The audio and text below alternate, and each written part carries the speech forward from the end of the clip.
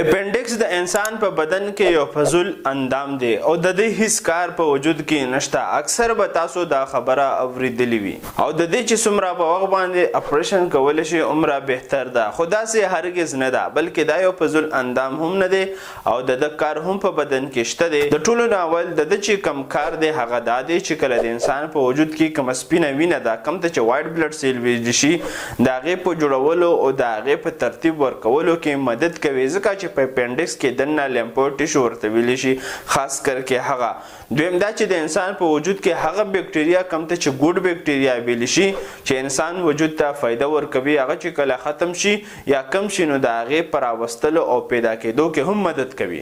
او دا اپنډکس د انسان چې کومه ورکوټې کلمه ختمیږي او غټه شروع کیږي په دې ځای کې ښي طرف ته وي. خو تر څو پورې چې په دې کې مسله نه وي راغلی تر هغې پورې اپریشن کول هم نه دی بهتر. او آیا دا د څه د وجې خرابېږي او په ده کې پړسوب راځي او انسان بیا اپریشن طرف ته مجبور کیدی شي؟ نو که تاسو ته معلومات وي ما ته خامخا په کمنټ کې ووایئ. دې نه علاوه که چېرې تاسو ته خالص سلاجید پکار وي په وټساپ یې اډر کولی شي، زموږ دا معلومات که انفارمیټیو وي خپل فرینډ سره شیر کولی شي. شکریه، الله حافظ.